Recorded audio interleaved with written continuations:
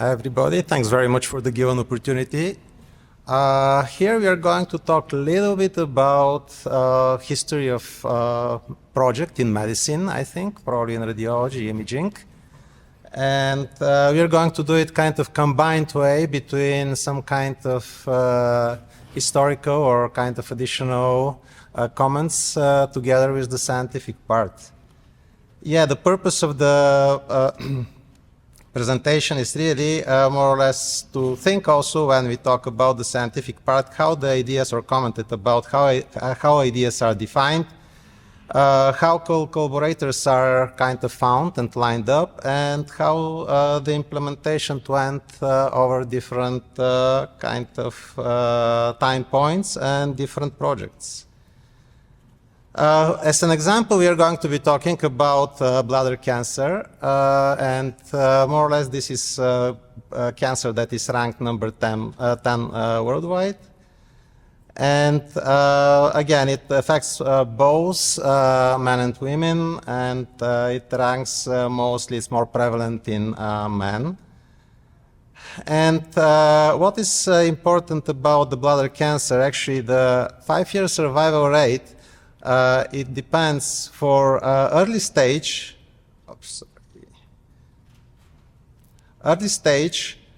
usually when the cancer is small, really the survival is very good, it's about 90%.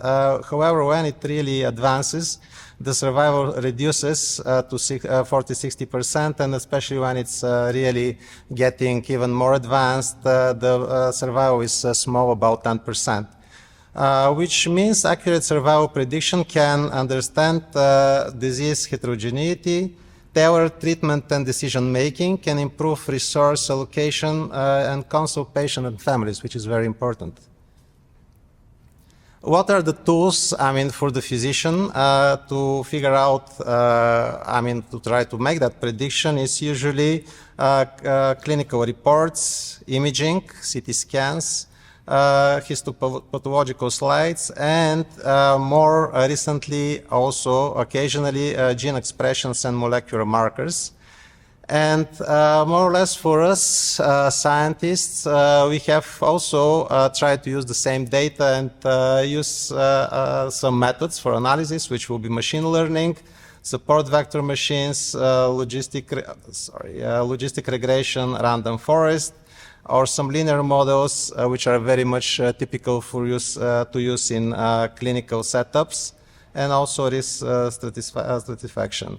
Now we will focus again for this specific presentation on imaging. It is radiology images. This is CT urography images, and yeah, we can usually they appear for radiologists when they read in this way, but eventually we can render them in 3D, and they represent the anatomy of the organ. Here is the bladder, here is the connection to the kidney, which is the ureter.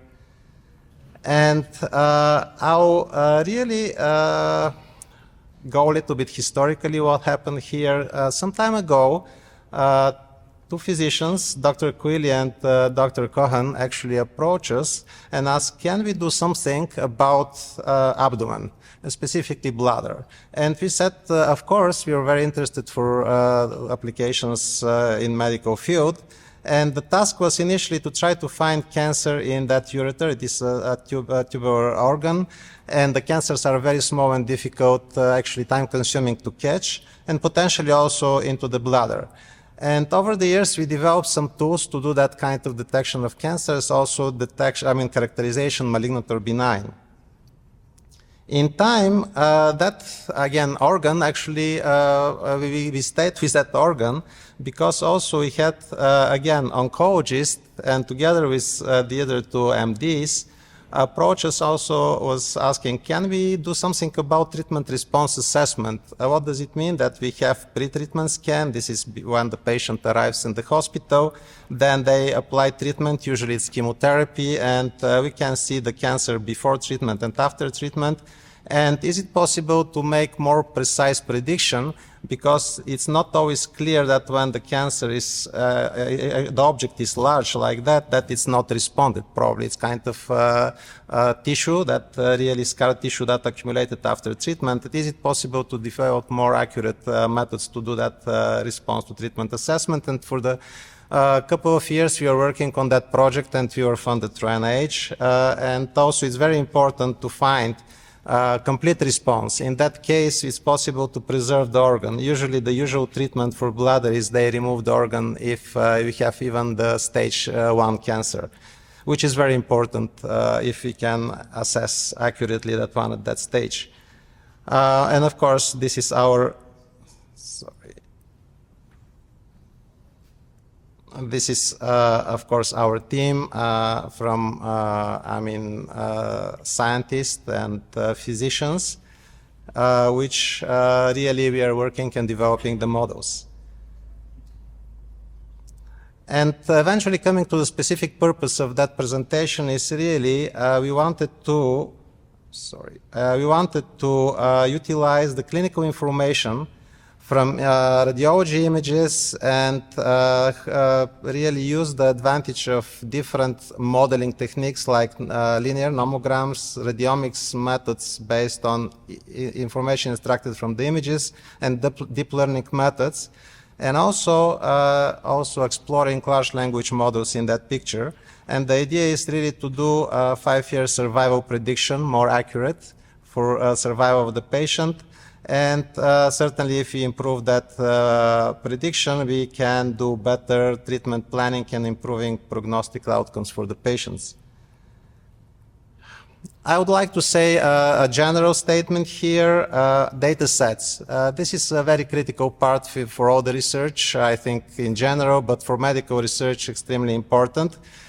First of all, the first question is, how big is the data set? If somebody approaches you and asks you, really, let's do the project for some topic, the big question is, especially with AI, the question is how big is the data set? Because if it's very small, we really couldn't do reliable training, especially in the AI field. Of course, this is a big effort, data collection. The data should be anonymized, especially in the medical applications. And probably the most expensive of all is the annotation, data annotation. It really, we use the high expertise of the MDs, and the process usually is time consuming and slow. But here, yeah, we kind of discussed with our physician about that idea, and we figure out that we have a data set that potentially we can try something. 163 patients, another specificity for medical field. This is something that considered not very small data set. Compared to ImageNet, which is millions of images, this is nothing. And of course, we have to deal with that situation, what to do, how to build models with very tiny data sets and still be able to predict something useful and be competitive. And certainly, our research assistants in the lab are really our really assistants and hands to be able to collect the data, and our physicians are the ones that really are the ones selecting the useful cases, and also specifically annotation of cases, which means localization and giving parameters where the cancer is, actually what type of cancer it is and what is the stage and appearances.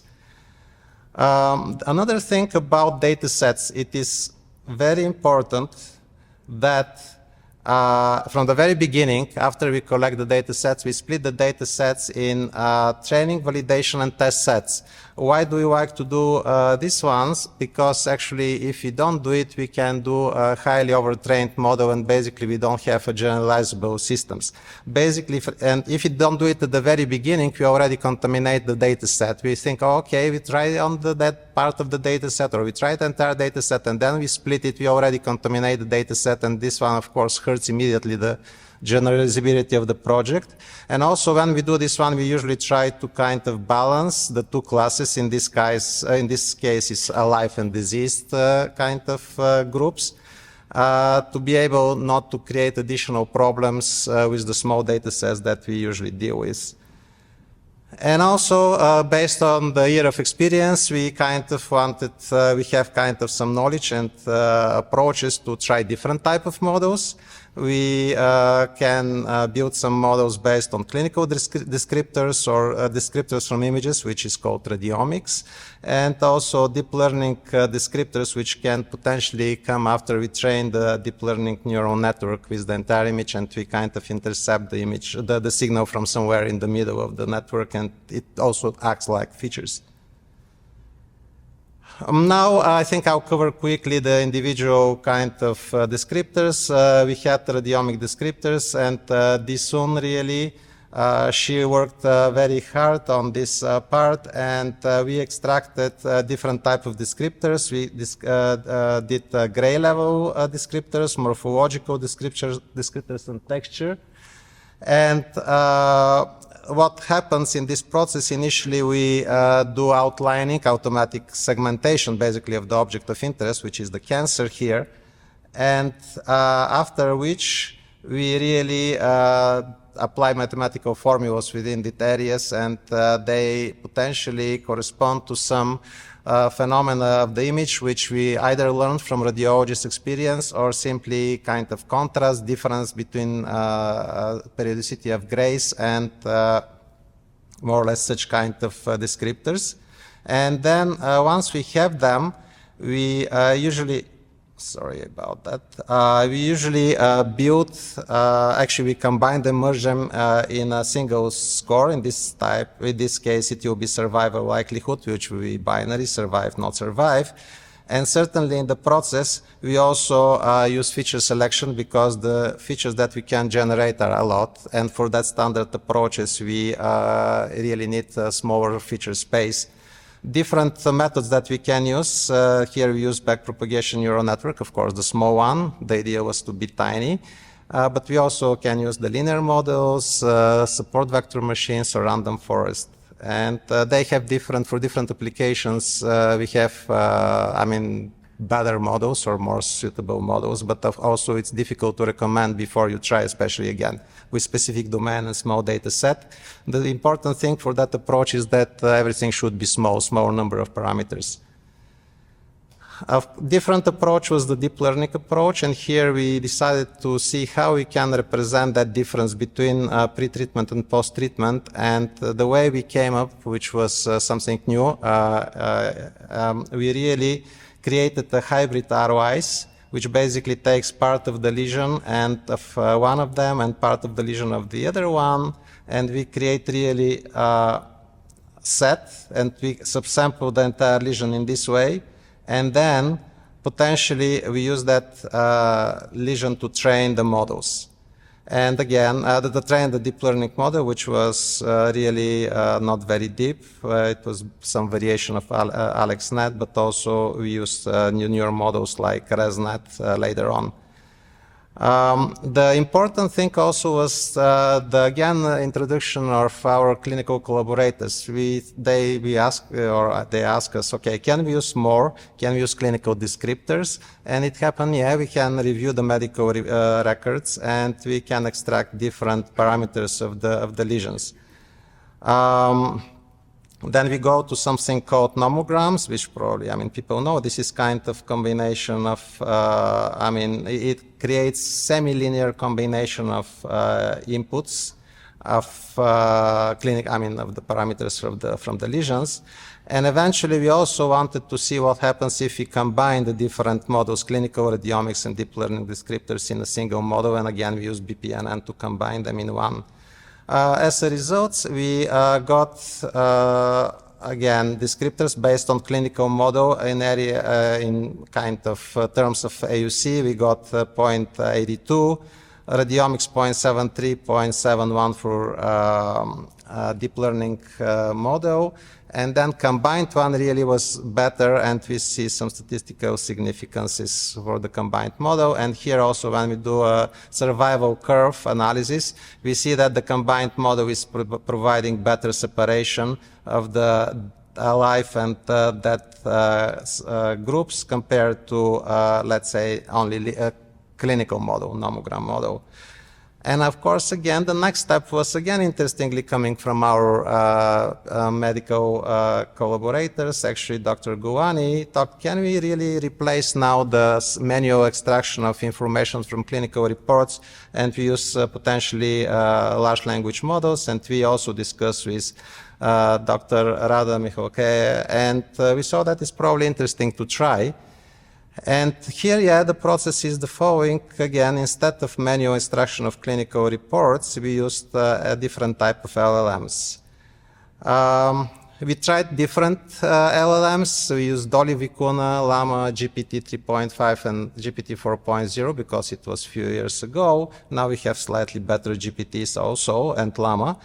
But one thing that we can note is that accuracy of information retrieval here is 100% for the ground truth. With the GPTs and actually other models is relatively good, but especially GPT was providing very good modeling.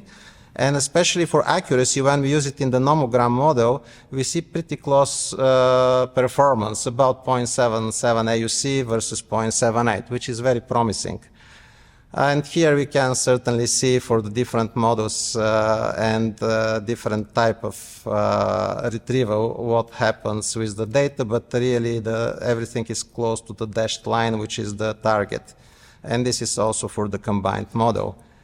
At the end, we can see certainly that the performance of the reference standard or gold truth is very close to the different model performance when we retrieve the data.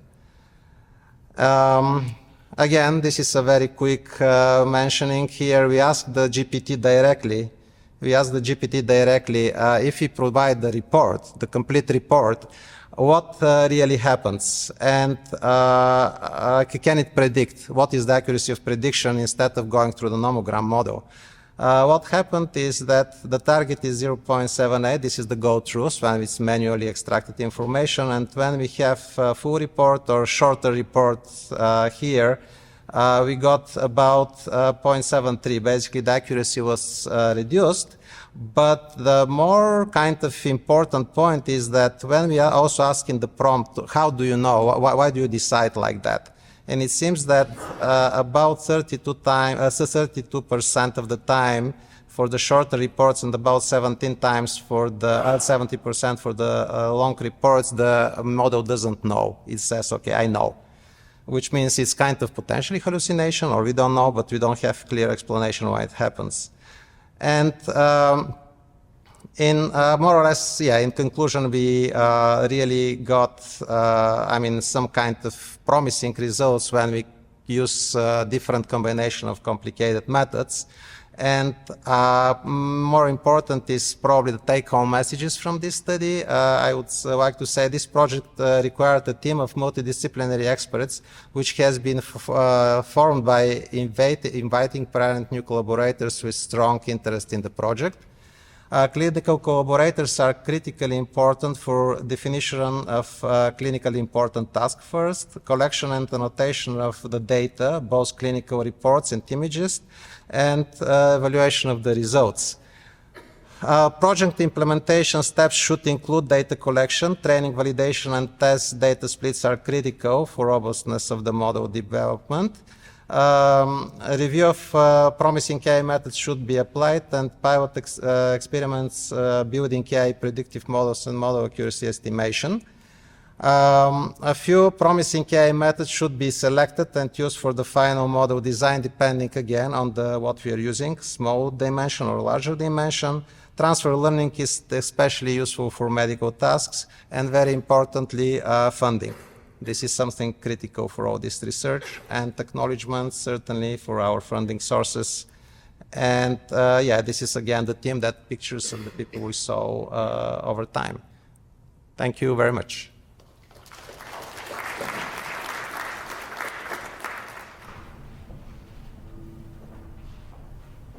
We have about 8 minutes for questions.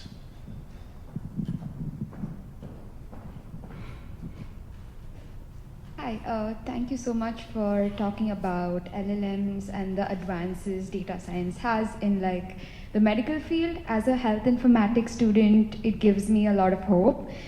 And I think one thing that I really wanted to ask about was usually predictive models have to be like ubiquitous, or it has to be like generalized over diverse population. I wanted to know how your team worked on making sure that the predictive models gave accurate predictions for like diverse groups or like demographic groups like age, gender, and things like that.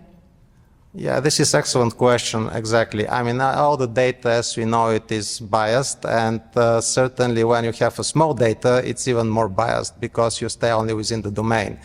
Of course, I picked an example because it was more historic one. We have projects with more data, about thousands of cases, and multi-institutional ones. The best test for any system is really if you can deploy it in clinic for real clinical use.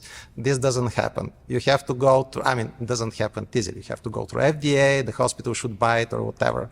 But some kind of surrogate for this one is, again, to guarantee multi-institutional data sets, potentially, and also to have the, I mean, really the data which is within the data set to be hopefully diverse, which is very difficult to achieve because, again, depending on many factors, it's very complicated. Public data sets are useful for that part, but of course, if you have a new project like this one, you don't have really a large public data sets to use. That's why potentially having understanding of your data set, including multi-institutional partners, is very important. And certainly being very careful your training, test, and validation partitions, not to have even an additional problem with overtraining and biasing. Can you explain your reason for using survival as your classifier rather than recurrence? And can you give us a sense of how many patients in your deceased group died without a recurrence or for reasons unrelated to cancer? And how many patients in your alive group actually did have a recurrence? I mean, certainly for that part, we needed the expertise of our MDs. They would read very carefully the reports and they would make that decision on at least the history and tell us, okay, this is really the one that died from cancer and that's the other one that didn't. But on the other hand, certainly at the end of the day, we really look at the cases. I mean, this is a parameter for the, in the hospital, which probably is the best gold standard, who survives, who's not. Regardless what happens, sure, there's a lot of correlations on the way that may die from car crash or something, but these cases were excluded. And we decided this time to go directly to that part, to survival, not survival. Previous projects, we used to do response to treatment assessment, also recurrence of the cancer, which are ongoing projects, but over there are a lot of complications for the recurrence, and eventually we decided to go to the something which is very kind of relatively gold standard for patient, or effect of some treatment to the patients, which also is not perfect, but at least we try to do this one for this study.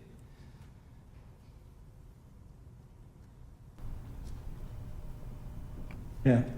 I just want to ask, will it also be possible to look at the data set you have and probably the way you have split it, take your training and probably use augmentation techniques to build more instances of that particular training data? Then the test data that you have, you can actually use it to validate the accuracy or to validate the accuracy of your model.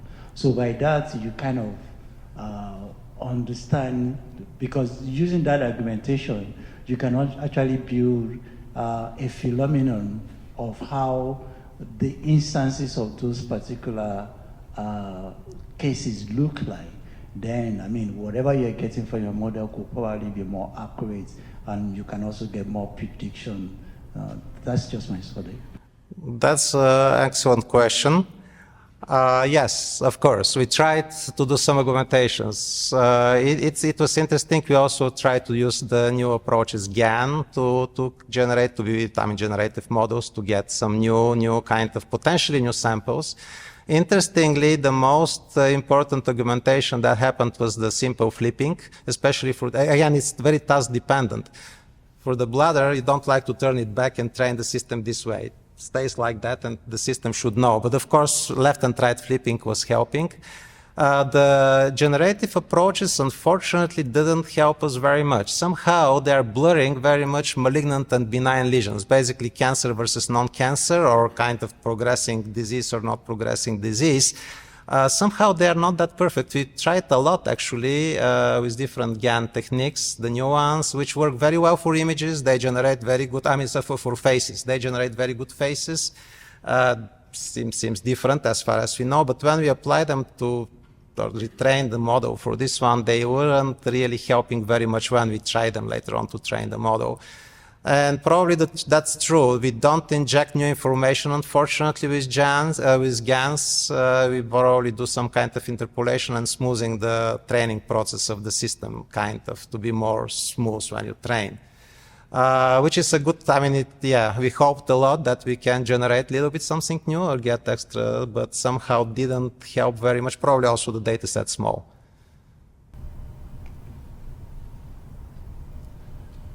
Time for one more. Sure.